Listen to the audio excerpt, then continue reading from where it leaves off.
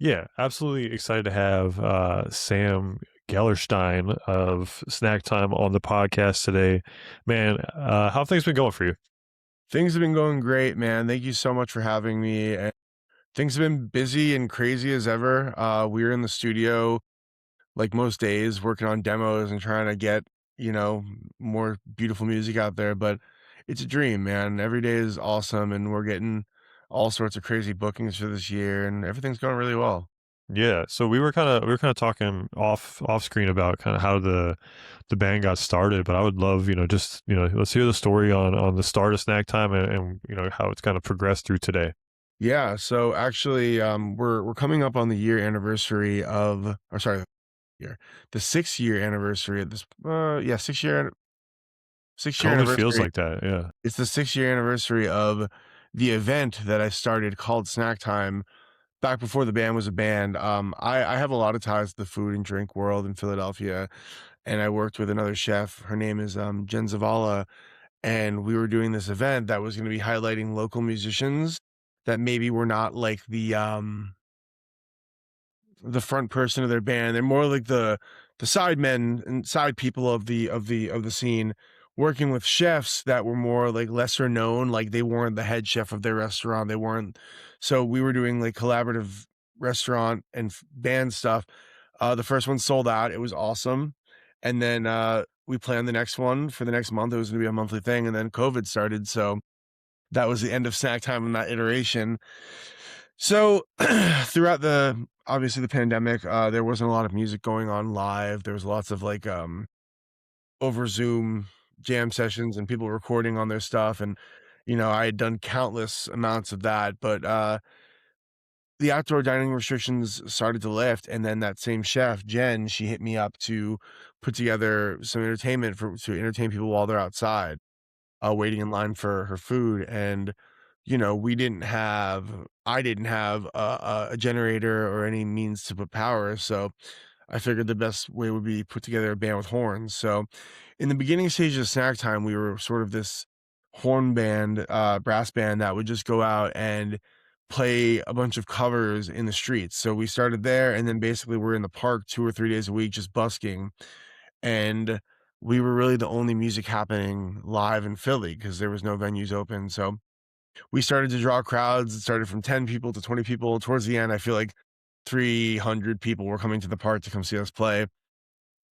So it sort of started to beg the question of like what we wanted to do with this, because we never really had the plan of like this is going to be a band that's going to be touring the country, et cetera, et cetera. We just were like having fun. So from there, we started to get festival bookings that they wanted us to come be like to march around or whatever. And we were like, hey, that's cool, but can we play a set? So we always kind of from the beginning knew we wanted to be something a little different than like I think what normal brass bands would be um asked to do. So we were starting to be able to put ourselves on stage and focus on writing original music. And now over the past couple of years, the band has really kind of mutated into something that's less recognizable than what it was at the beginning. Like we still maintain the same tenets of like making people dance, maybe making people have fun, gathering people, but like at this point, there's a lot less horn stuff happening. We feature the horns in a much different way. Is it's I'm playing bass now instead of the tuba, and we're trying to really have people listen to the music for what it is versus just kind of assuming it sounds like what it looks like, if that makes sense. So we're really excited, and the music's been going over really well, and the new sound over the past couple of years has been really effective, and it's been a real amazing journey getting to do this. It's almost like a second life in the band, you know? Yeah, yeah, the ability to like again, kind of like we talked about off camera to like push for this, this dream or, something that you didn't even realize was in front of you and put in this hard work and put in this time and have it grow into something now where you've gotten to, tour across on the West Coast and you're going to be touring on the East Coast. It must be really like, rewarding. And, I think I kind of fall in that same boat. It's really interesting, like, to have that unexpected opportunity kind of fall in your lap, and what you guys are doing with it is amazing, honestly. Yeah. It's so cool, and it's you know, after in the beginning, it was unexpected, but I feel like now, uh, Snack Time is a band that we know what we want. Like, we're not like, we're not ready for the spotlight, if that makes sense. Like, we so badly want to show everyone how amazing Philadelphia is and, like, what how sick the music we're working on is, and, like, we're not arrogant, but we're confident in knowing that we put on an amazing show, and Mhm. we are so proud of what we do, and I think that, like, we are humble enough to know that we are so lucky to be in the situation that we're in because lots of bands do this and have not been able to get to the heights that we have, but we're not even close to done yet, you know? Yeah. And so we're also, you know, we recognize the work and the hours and the days and the thousands of gigs we've played at this point, um, to know that it is a lot of hard work that got us here too. Yeah, yeah, it's in that sense too. I mean, you talked about putting together a lot of new music. Let's talk about some of the music that you have put out recently. You got to work with Devon. I always say his last name wrong. Gilfillian. Gilfillian, Yeah. yeah. Okay. What was that process like, and how cool is it to kind of have someone wanting to be or being a part of the music y'all are making? So yeah, I mean, we did a version of our song together with Devin, and I think the coolest thing about that is that like it's so kind of like Snack Time is like we met Devin through a friend of mine named Ray Mason, who's a trombone player. He played Newport Folk Festival with Devin, and he called me. He's like, "Yo, this guy Devin, he's from your area. His brother's moving to Philly. You got to meet these guys. They're the nicest people I've ever met. It's the best gig I ever played in my life. It was amazing." So we met we met his brother Ryan and also met Devin and became super quick friends. When we first met, a bunch of the horn guys sat on stage with him during the Exponential Festival for WXPM, and little by little we were continuing the friendship. And now at this point, like we are homies. Like he and I got ramen together with Nico, the singer of the band, in San Francisco when he was in town. So it's like these are our like long-term friends, but the relationship started just by like, yo, you got to meet this guy, and then it's awesome. Devin is so talented, and he's added so much. And his drummer and manager, John Small, also assisted on the production for that, and they really were able to, I think, take a song that was good and make it better. And Yeah, we've been able to kind of take our original version and the version that we came up together, and that's kind of what you'll hear live, which is almost a different experience either way. So it's awesome. They're so talented, and I know he's working on dropping a new record this year. So make sure you guys keep eyes open for that Devin Gilfillian new record. It's super, super good. yeah. So maybe even we got a little ahead of, or I got ahead of myself a little bit. So for people who haven't heard of Snack Time or listened to any music from you guys, what would you describe your sound as? And we talked about this like kind of feel good sound, but what else kind of goes into a Snack Time song? So something that I always say about Snack Time is that the coolest thing about the band is that we're a band of 7 people that all come from different musical backgrounds. Like, I grew up in the punk and ska and hardcore scene, and with an absolute love for music like Earth, Wind and Fire. But then there's other guys in the band who grew up on gospel music and grew up on like 90s R&B, and there's other guys who grew up on like, folk music or soul music, and like it all kind of comes together in this like really cool center which we're finding. And I think for a long time we were sort of like exploding in different directions and making a lot of different kinds of music, but I think as we've been in the studio so intensely over the past year and a half, I think that we're really finding this way to make all those sounds into one beautiful thing that is not confusing. And I'm really proud of us because it's not an easy thing to do, to put, your personal biases aside or what you specifically grew up listening to. But what we're finding is that the music that we're making is almost this perfect blend of everything that we love, which is really cool. I think that like um our three like guiding lights of the band have always been D'Angelo, rest in peace, Prince, rest in peace, and Parliament, Funkadelic. And I think where we're sort of adding in the new inspiration from is like Phil Collins, but also by that way, McGee and Dijon are really a part of that, and the 1975. And we're kind of like blending all those things into like a music that where we are blending the sounds of rock, funk, and pop all together. And every single song, the slider might be a little bit higher on one of them, Mhm. but it's sort of that perfect blend of all three of those genres. Yeah. So, in terms of like, so when you guys are writing songs, right? Is it with all these, different pieces kind of informing the sound you're making? Is it a super collaborative process in terms of what you're putting together, or is somebody kind of like, taking the lead and kind of trying to guide the direction a little bit? Yeah, I think that there's a couple of us who have like a little bit more of an active role in their songwriting, but I think that sort of where the magic of snack time happens is that hypothetically I write a song, I bring it to the band, or even not even write a song in full. I'll start in the studio. I'll get in an hour early. I'll start a song. Someone will roll in, say Eric will roll in on guitar, and he'll be like, "Oh, cool. Let me add this to it." And then Austin, the drummer, will be like, "Oh, that drum beat's pretty cool, but let me try this." And it's sort of like we take these versions of these songs, which may be, you know, on more rudimentary versions of the things that, like hypothetically I can play, or maybe Mike can play, or anyone can play, and everyone is taking their specific point of view on their instrument and incorporating it in that song, which makes it so much better. So, yes, the songs may be started from a group of us, but the songs become snack time once everyone puts their own personality into it and onto it. Yeah. Yeah, I think that makes sense. And with so many personalities, I think having listened through a bunch of your guys' stuff, it feels like it shines through, especially on the newer stuff.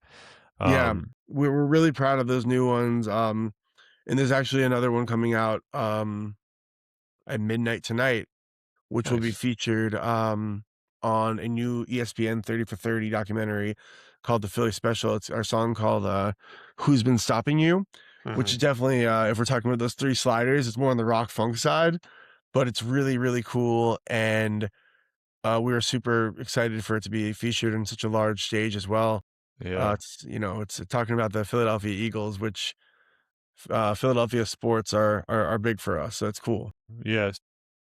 Being from Philly, or not being from Philly, but like feeling like, you're a part of Philly at this point in time in your life, and, being able to be featured on something like that, that's amazing. And for you guys, like, what is, you kind of mentioned what Philly sports means to you, but like, does that, tie back into, the music y'all are making? Is it, your Spotify, bio is all y'all in Sixers jerseys, or, inspired Sixers jerseys? Yeah. Do Philly sports really, I don't want to say inspire your music, but, play a role in that? I would say the city of Philadelphia inspires our music. Philly sports are also so inherently Philadelphia. Yeah, They're so like insane and mercurial. Like it's like you look at the Eagles who won the Super Bowl last year. This year they got knocked out of the playoffs. But if you listen to sports radio, they go from being just the best team in the world to like, fire everybody, they all suck. But like sure. it's because they love so intensely. Philadelphia is the town that will say, you know, if they see you on the side of the road or something, they'll be like, "Oh, you fucking idiot! Like, what are you? Sorry, I don't want to curse. You You're good. idiot! Like, you popped your tire. Let me come help Yeah, you." Versus like in other cities where they'll be like, "Oh, I'm so sorry to see that." Like, oh, but like the people in Philadelphia will pull over and they'll help you and they'll give you, they'll bust your balls for it. But it's really cool. It's a very proud city of the things that they have, and where obviously I don't think he gets the shine of a New York or a Los Angeles or a, any one of the Chicago or whatever. I think Philadelphia has so much special beauty to it, and I think that does inform our music because we, without sounding too dramatic, we come into every situation sort of with a slight chip on our shoulder, not to like, be aggressive to anybody, but we want to show everyone like when people say like, "Oh, who's this band that we've never heard of?" We want them to recognize very quickly like why we're here. yeah, And I think that that comes from Philly. Like that's a Philly thing to kind of be like, prove it. So we're yeah, really proud of it, and we're really proud of the city that we come from, and we wouldn't be here without the support of Philadelphia. Like I said before, back in the day when we were just playing in the street, if we didn't have the people who just came out and loved us and supported us, we would never have the confidence to say, "Hey, let's go get on that festival. Let's write this music. Let's go on tour with this band." So without Philly, we're really nowhere. yeah. I always it's really hard to explain to people who've never been or spent time there that it is like a super proud city, a super like a little bit of a chip, yeah, but it is, Yeah. and it's not like uh in a bad way either. It's just like we know who we are kind of deal, and you're gonna take it or leave it kind of situation. It feels like a lot of times. You mentioned too, kind of being able to tour and get out on the West, and what's that been like touring with somebody like Electric Guest, and how has that changed your guys' approach to music? Yeah, I mean, so we, like I said before, going from the first, I feel like where the band is just over 5 years old at this point, and the first 3 years were very much about like playing every single thing inside of Philadelphia. And at the end of the first 3 years, we had our first like album party where the beginning of 2022, we had this party, and then the middle of 2022, we released the record and had like a big sellout show at Brooklyn Bowl. And I think that towards the end of that year, we were like, okay, we should reach out to finding a manager and to finding a booking agent to kind of take this thing a little bit further than I think we knew how to. Cause like so much of what we did was based on like relationships. Yo, my homie has this restaurant, let's do this thing. And we were working like crazy. But, you know, the next 2 years, by getting all these connections, we're able to really open up a lot of the national picture for us. And that's how, when we met our managers later on, they hooked us up with the people that they had worked with before, Portugal the Man. And we did about, I think, over the course of 2024, we did about 2.5 months of touring with them, and that was amazing. We played Red Rocks with them. We played all over the place.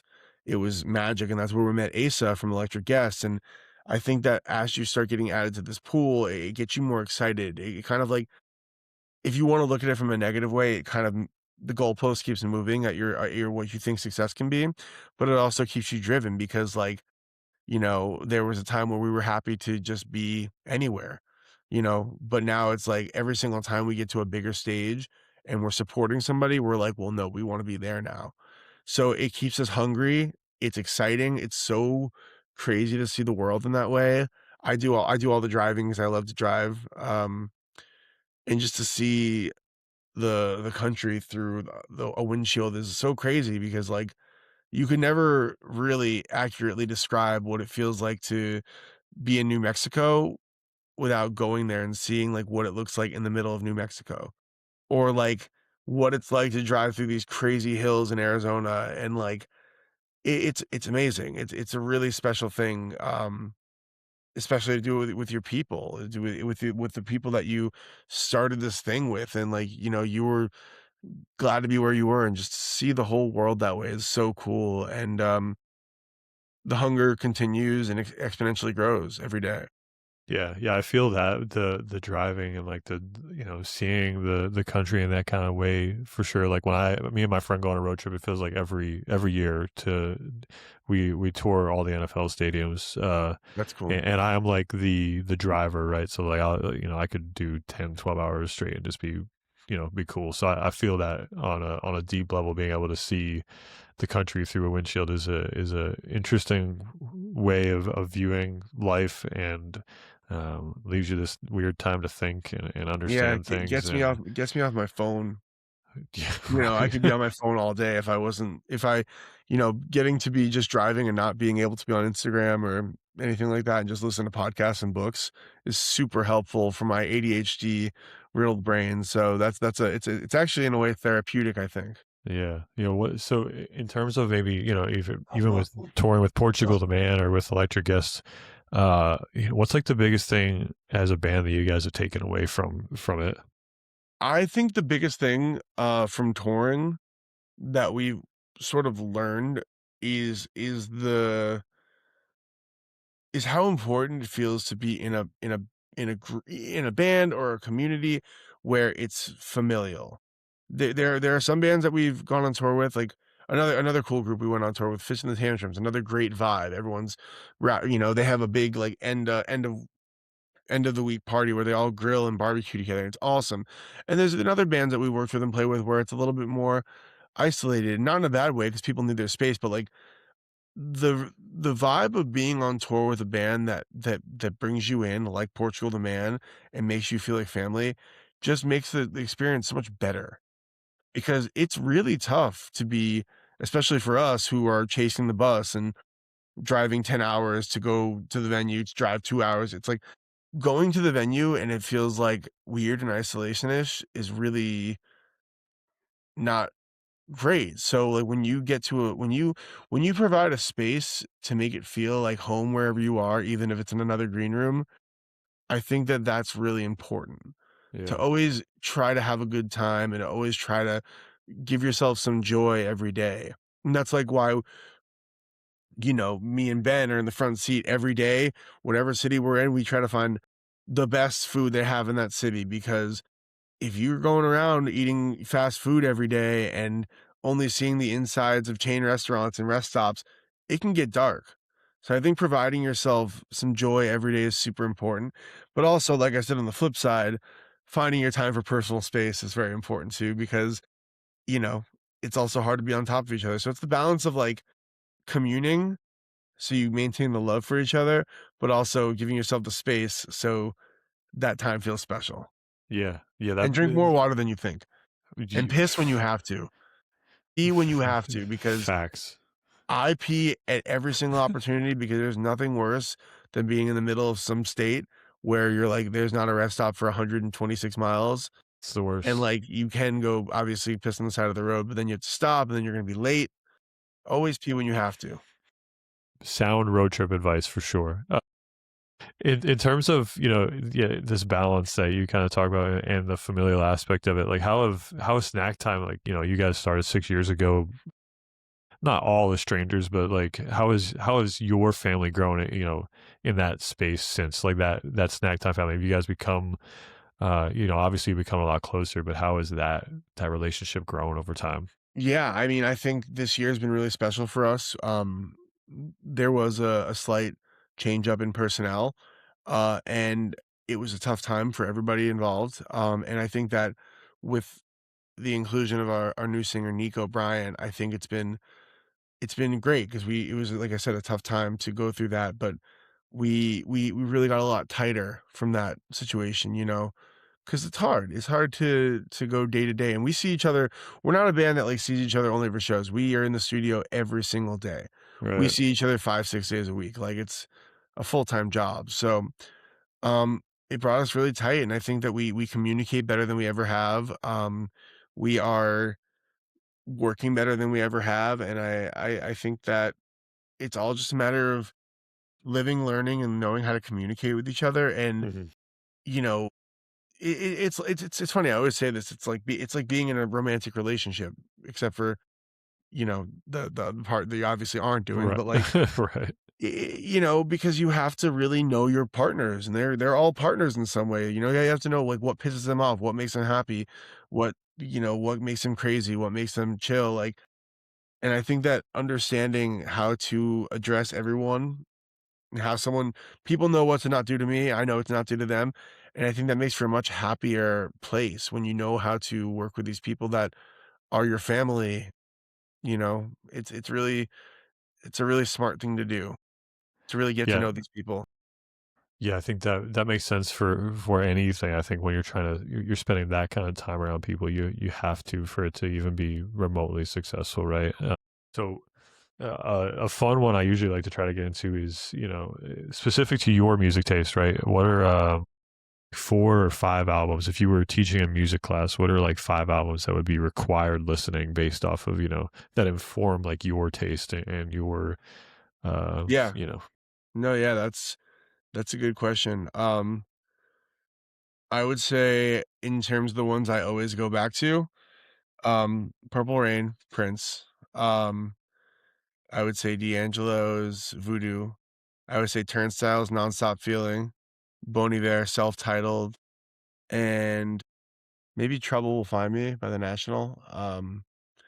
I sort of live in that world where it's like I'm in between like the sad guy right. music and the hardcore music, but also the funk stuff. No, I changed that to High Violet, actually. I changed it to High Violet by The National. Those 5 I think are very informative of my taste, and there's so much more as well. Like I've Yeah. been crazy into the Dijon records and crazy into the McGee stuff right Mhm. now. And also, Hello, I Must Be Going, Phil Collins is amazing. But I think those are the five that really, if we're talking about the history of Sam Gellerstein music, it's that. Yeah. Love that. Yeah, that's probably the quickest I think Yeah. anybody's answered that. Usually But it's but this is why it's hard because like American Idiot is American Idiot, Fever right. You Can't Sweat Out, Under the Cork Tree.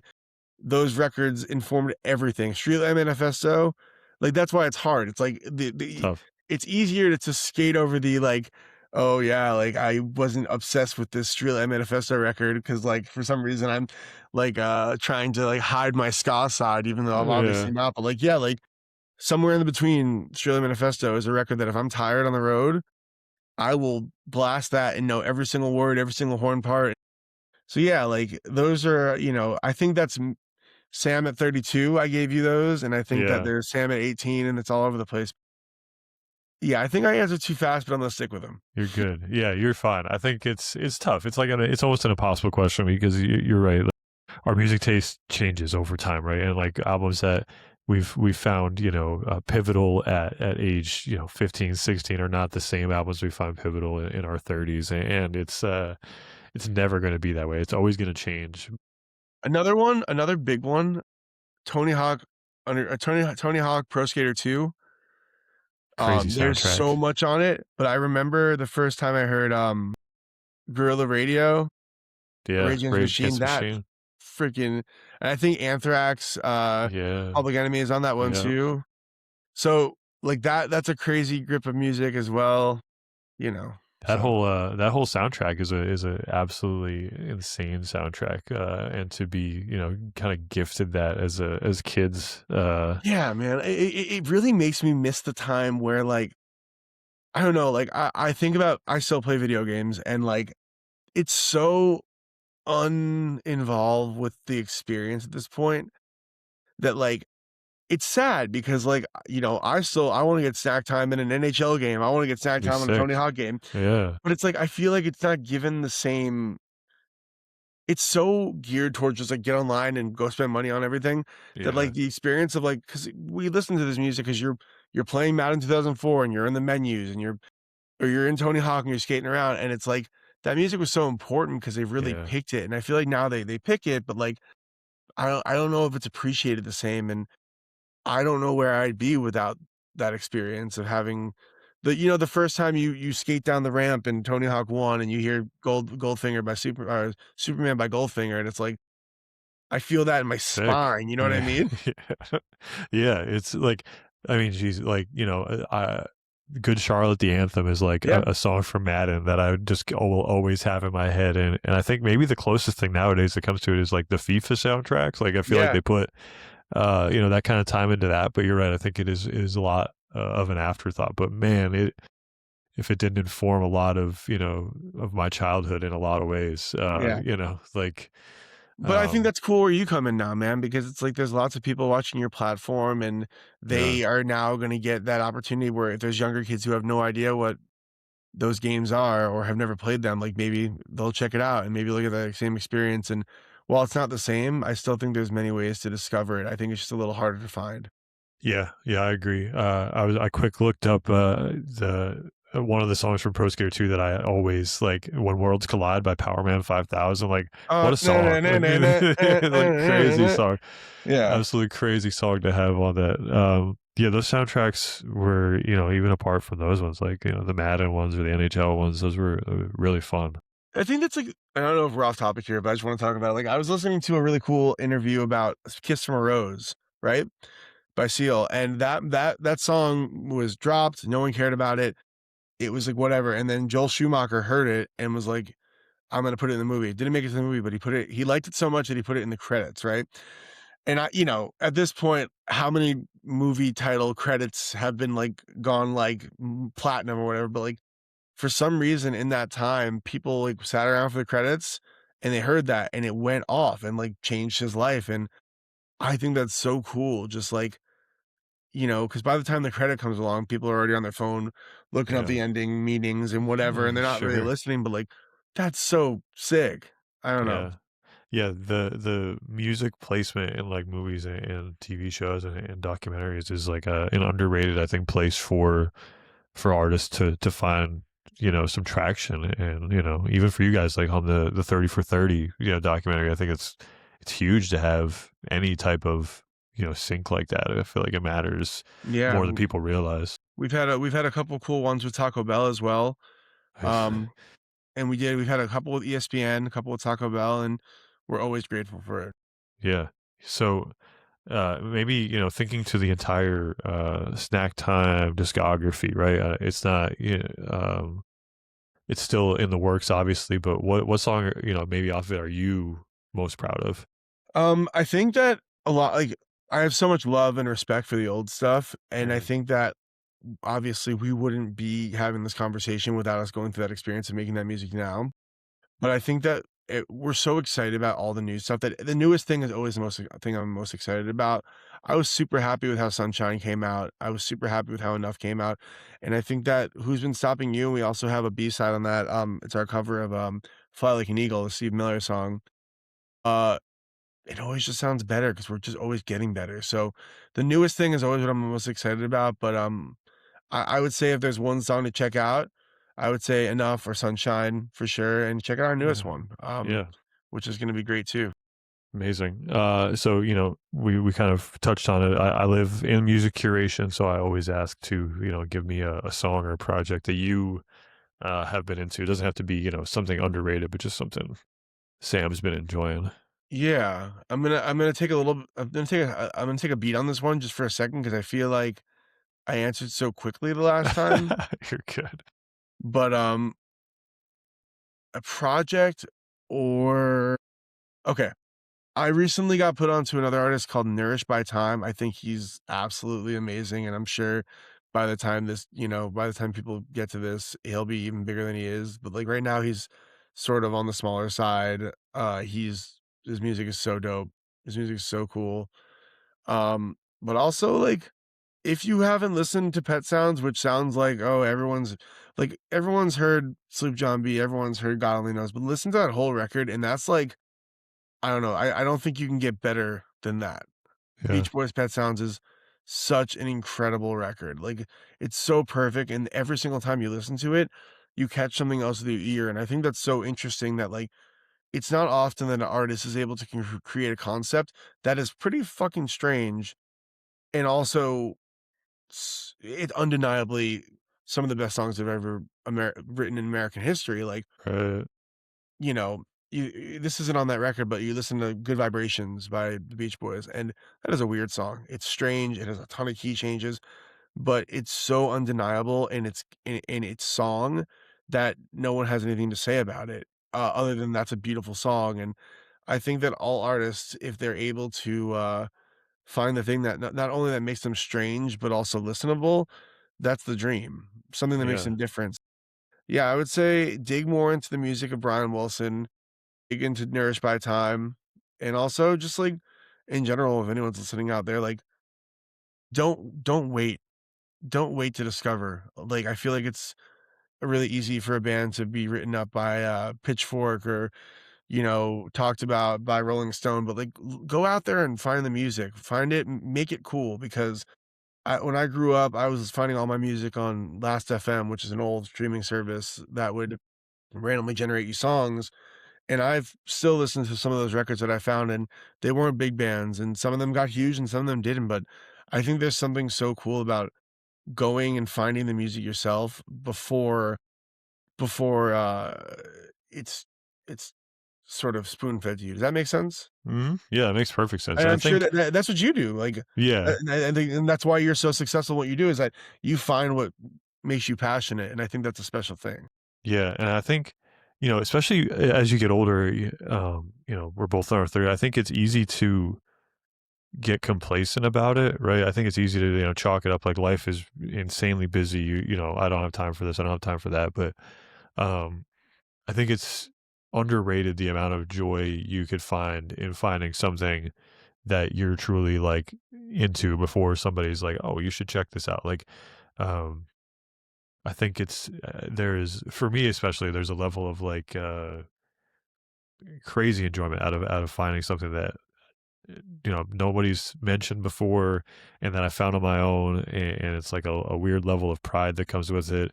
Um, it keeps I feel like it keeps you young a little bit. You're not stuck in this nostalgia of the music you grew up with. Yeah. Obviously I have a special place in my heart for bands like Linkin Park and music like that, but it's not. I'll go back and listen sometimes, but it doesn't inform. It's not my Yeah. taste now, right? Yeah, no, and I actually had a very interesting conversation, with, I'm not sure if you're familiar, his name is Josh Carpe, AKA Cautious Clay, he's an amazing Mm, artist. yeah, We were hanging out, and we just had this conversation about, like, the concept of gift giving, right? And I think that my favorite thing about finding new music is sharing that with people, like, I think there's something so special about hearing something and being like, "You're gonna love this. yeah, I know you will love this because I know who you are," and I think that that's a small gift you can give to somebody, and yeah, I know it's really hard because, like, how many times has someone been like, "Listen to this record," and you're like, "Yeah," and then it goes by, but just, just trying to do it and, sharing that thing because not only not only does it help the band, obviously, it helps right, bands to for people to be driving their music up themselves, but I think it helps you too because it helps you sort of break out from the quote unquote algorithm, you know?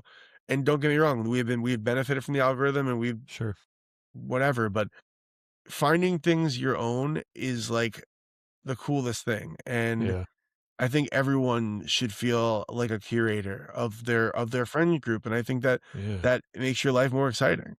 Yeah, I think, two things to that, like the idea behind people like gatekeeping music, man, what are we doing there?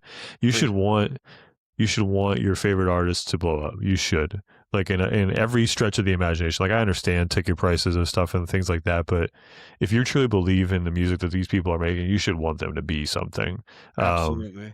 and yeah, there's no more thoughtful gift than knowing somebody to a point where you're like, yeah, you'll love this. And, that is as thoughtful a gift as you could possibly give in my mind, at least. Obviously biased, because of the life I live at the moment. But, yeah, I think, you're right. Find music you love, find music you're passionate about, share it with the people you're passionate about, and, only good things can happen. Yeah, but music's that it sounds so corny, but music is the gift that keeps on giving, right? There's records that got me through breakups in high school that I still go back to when I'm having a hard time. Yeah. I hear here, there, and everywhere, and I think, when I miss my mom, she lives in Florida, like, I don't, get to see her as often. I hear here, there, everywhere, and I hear that, I'm like, "Shit," like, that reminds me of listening to this in your car or listening to, Yeah. like, a Bruce Springsteen track and thinking about sitting in my dad's car when I was, like my dad's yellow truck when I was in 1st grade. Yeah.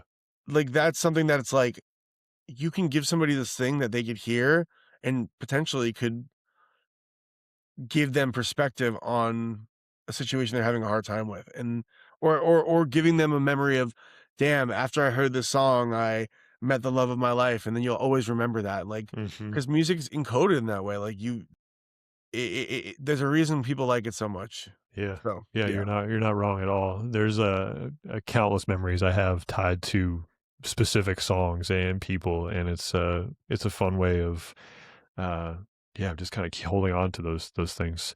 So I guess in kind of wrapping up, uh what can we expect for snack time? Do you guys have an album coming out? I know you're doing a little East Coast run here.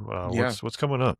We will be all over the country this year, playing a lot of different festivals, still booking a bunch of them, but we're doing a lot of events with, the World Cup coming up, the All-Star Game, in Philly. We're gonna be coming out with a bunch of new music. We'll definitely have an album ready by the end of this year, and just keep it locked, keep in touch. We are always down to talk and answer questions and just be closer to the people who love and appreciate us. Like, I think Yeah. it's really important for fans to know, like, there's some people who don't like to talk to fans, but you'll see at every single show we do, if not all of us, most of us will be at the merch table signing records, talking to people because I think that's what it's all about. And I think that you can never be, I will never be at a point in my career where I won't want to talk to at least some people because like I said before, without the fans, there is no us.